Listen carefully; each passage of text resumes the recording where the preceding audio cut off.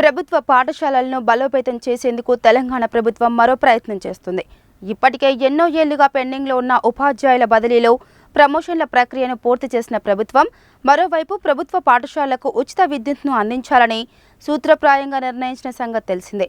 వీటికి తోడు తాజాగా సెమీ రెసిడెన్షియల్ పాఠశాలను ఏర్పాటు చేయడానికి ప్రయత్నాలు ప్రారంభించడంతో ప్రభుత్వ విద్యారంగంలో కీలక అడుగుగా భావిస్తున్నారు. తెలంగాణ రాష్ట్రంలో ప్రభుత్వ పాఠశాలలను విద్యా వ్యవస్థను పటిష్టం చేసే దిశగా రాష్ట్ర ప్రభుత్వం సరికొత్త విధానంతో ముందుకు వెళ్లాలని భావిస్తుంది. వచ్చే 3 ఏళ్లలో ప్రభుత్వ పాఠశాలలను బలోపేతం చేసేందుకు అవసరమైన ప్రణాళికలు సిద్ధం చేయాలని ముఖ్యమంత్రి రేవంత్ రెడ్డి అధికారులకు సూచించారు. ప్రభుత్వం ప్రతిష్టాత్మకంగా తలపెట్టిన ఇంటిగ్రేటెడ్ రెసిడెన్షియల్ పాఠశాలలకు సమాంతరంగా అన్ని చోట్ల సెమీ రెసిడెన్షియల్ పాఠశాలలను కొనసాగించేందుకు ప్రతిపాదనలు సిద్ధం చేయాలని ముఖ్యమంత్రి ఆదేశించారు. చిన్నపిల్లలకు సొంత గ్రామంలోనే సౌకర్యవంతంగా ఉండేలా ప్లే స్కూల్ తరహాలో 3వ తరగతి వరకు అంగన్వాడీ కేంద్రాలలోనే విద్యాబోధన చేసేలా, ఇప్పుడున్న సిబ్బందికి అదనంగా విద్యాబోధన కోసం ప్రత్యేకంగా ఒక టీచర్ను నియమించేలా ప్రతిపాదనలు సిద్ధం చేయాలని సీఎం సూచించారు. 3వ తరగతి వరకు అంగన్వాడీలలో ప్లే స్కూల్ విద్యాబోధన తర్వాత విద్యార్థులు 4వ తరగతి నుండి సెమీ రెసిడెన్షియల్ పాఠశాలల్లో చదువుకునేలా ఉండాలని ముఖ్యమంత్రి సూచించారు. అదేవిధంగా ఆయా గ్రామాల నుండి సెమీ రెసిడెన్షియల్ పాఠశాలలకు వచ్చే విద్యార్థులకు ప్రభుత్వమే రవాణా సౌకర్యం కల్పించేలా చూడాలని చెప్పారు. దీనిపై నిపుణులు, విద్యావేత్తల సలహాలు, సూచనలు స్వీకరించాలని సూచించారు. ముఖ్యమంత్రి తీసుకున్న తాజా నిర్ణయం విద్యా వ్యవస్థను పటిష్టం చేస్తుందని ఉపాధ్యాయ వర్గాలు భావిస్తున్నాయి. గౌరవ ముఖ్యమంత్రి గారు విద్యారంగంలో పాఠశాలల్లో తీసుకొచ్చే సంస్కరణల మీద కొంతమంది మేధావులతోటి చర్చలు జరిపినట్టుగా పేపర్లలో, అదేవిధంగా సోషల్ మీడియా, తర్వాత ప్రింట్ మీడియా, ఎలక్ట్రానిక్ మీడియాలో చూడటం జరిగింది. ఇందులో 2 భాగాలుగా చూడాల్సిన అవసరం ఉన్నది. ముందుగా సెమీ రెసిడెన్షియల్ పాఠశాలని ప్రారంభిస్తా అని గౌరవ ముఖ్యమంత్రి గారు అన్న దాన్ని టీఎస్యూటీఎఫ్ నల్గొండ జిల్లా కమిటీ నుంచి స్వాగతిస్తున్నాం. గతంలో అంటే కిలోమీటర్కి ఒక పాఠశాల, తర్వాత హ్యాబిటేషన్లలో ఒక పాఠశాల ఉండి చాలా స్కూళ్ళల్లో ఇలా పిల్లలు లేకుండా ఉన్న పరిస్థితులలో తెలంగాణ రాష్ట్రం ఏర్పడగానే టీఎస్యూటీఎఫ్ రవీంద్ర భారతిలో ఒక పెద్ద సమావేశం ఏర్పాటు చేసి మేధావులతోటి ఒక విద్యారంగం ఏ విధంగా ఉండాలనే దాని మీద చర్చించినప్పుడు సెమీ రెసిడెన్షియల్ పెట్టాలనేది ఆ రోజే టీఎస్యూటీఎఫ్గా ప్రాతినిధ్యం చేసిన సందర్భం ఉన్నది. అక్కడ తరగతికి ఒక ఉపాధ్యాయుడు, హెడ్ మాస్టరు, మౌలిక సదుపాయాలు, చుట్టుపక్కల నుంచి పిల్లలు తీసుకొచ్చే దాని కొరకు రవాణా సౌకర్యం కూడా కల్పించాలనేది ఆ రోజు డిమాండ్ చేసినాం. దాన్ని నిన్న ముఖ్యమంత్రి గారు దాన్ని ప్రతిపాదన పెట్టడం అనేది, అదేవిధంగా ఉపాధ్యాయ సంఘాలతోని, మేధావులతోని ఇంకా చర్చిస్తామనే దాన్ని కూడా స్వాగతిస్తున్నాం. అదేవిధంగా దీంట్లో ఇంకొక ముఖ్యమైన విషయంగా చూసినప్పుడు 1 నుంచి 3 తరగతుల వరకు ప్రాథమిక విద్య అంగన్వాడీ పాఠశాలల్లో ప్రవేశపెడతామనే దాన్ని మాత్రం ఇది నూతన విద్యా విధానం 2020-20కి సంబంధించిందిగా ఉంది. ఇది బడులు మూతపడే దాని కొరకు ఉపయోగపడుతుంది తప్ప బళ్ళు బాగు కోసం ఉపయోగపడతలేదు. ఇది ప్రైవేటీకరణకు ఉపయోగపడుతుంది. దీంట్లోనే ఇలా ప్రాథమిక పాఠశాలలు 1 నుంచి 5 వరకు నడుస్తున్నాయి. దీంట్లో మేము నర్సరీ, ఎల్కేజీ, యూకేజీ పాఠశాలల్ని మనం ప్రాథమిక పాఠశాలలో విలీనం చేసి ఈ ఆంగ్ల మీడియం ప్రవేశపెట్టాలనేది ఆ రోజు నుంచి డిమాండ్గా ఉన్నది. అది చేసినప్పుడు మాత్రమే ప్రభుత్వ విద్యారంగం నిలబడుతుంది. కానీ 1 నుంచి ఇలా అంగన్వాడీ పిల్లలు అంటే 3 సంవత్సరాలు కంప్లీట్ కాగానే మొత్తం ప్రైవేటు బళ్ళకి వెళ్ళిపోతున్నారు.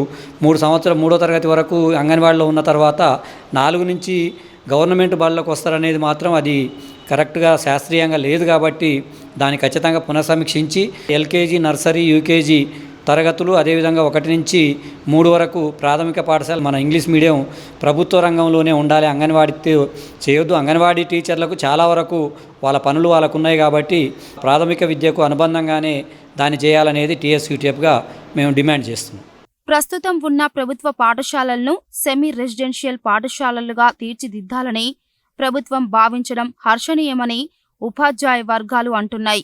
అదే సమయంలో 3వ తరగతి వరకు అంగన్వాడీలలో విద్యాబోధన చేయాలనే నిర్ణయం సరైంది కాదని అంటున్నాయి.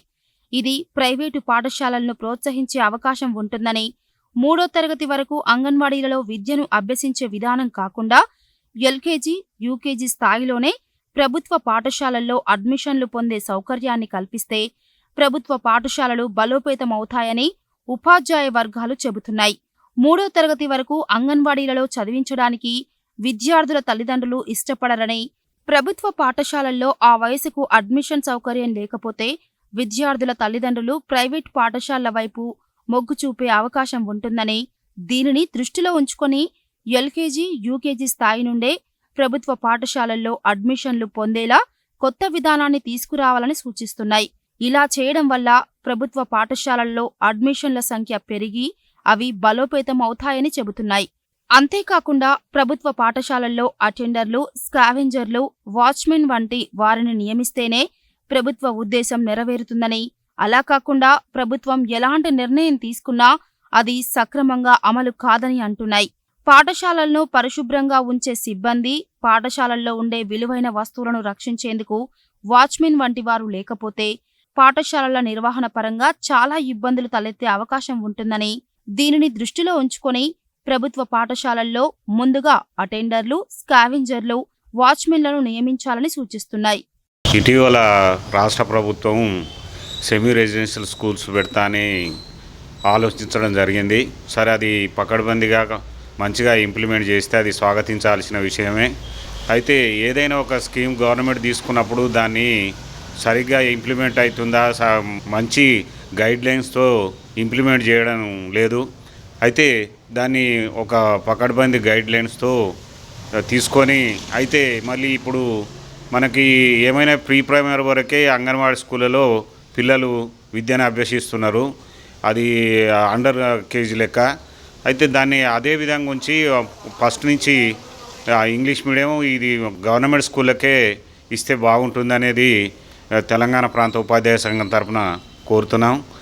అంతేకాకుండా ఇప్పుడు విద్య గురించి గవర్నమెంట్ గత ప్రభుత్వం 10 సంవత్సరాలుగా విద్యను ఏం పట్టించుకోకుండా అంతా కుప్పగూలిన విధంగా అయింది. బదిలీలు, ప్రమోషన్లు, ట్రాన్స్ఫర్లు ఏవి లేకుండా ఉండే.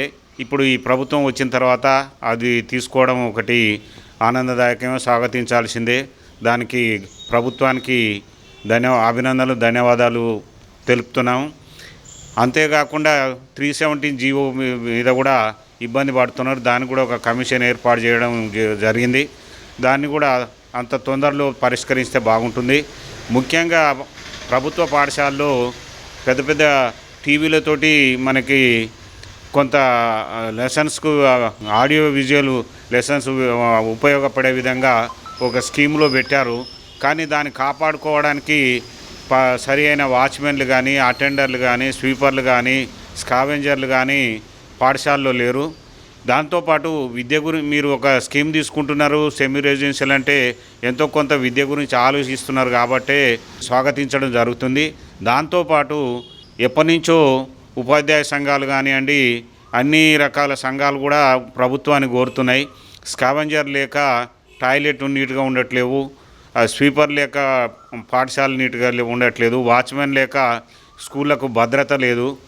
అక్కడ మనం 1-2 లక్షలు వెచ్చించి అన్ని ఆడియో విజువల్ టీవీలు అన్నీ సమకూర్చడం జరిగింది.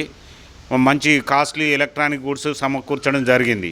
మరి దానికి భద్రత కరువై ఇటీవలనే కొన్ని స్కూళ్ళల్లో దొంగతనాలుగా ఆ టీవీలు ఎత్తుకపోవడం జరిగింది, తాళాలు పగలగొట్టి. మరి వాచ్మెన్ ఉంటే అటువంటివి జరిగాయి.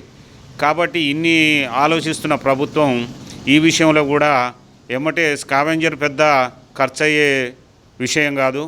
అటెండర్లైనా, స్వీపర్లైనా కొద్ది అమౌంట్ తోటే మన గవర్నమెంట్ వెచ్చించే దాంట్లో అది తక్కువ కాస్ట్లోనే ఉంటుంది.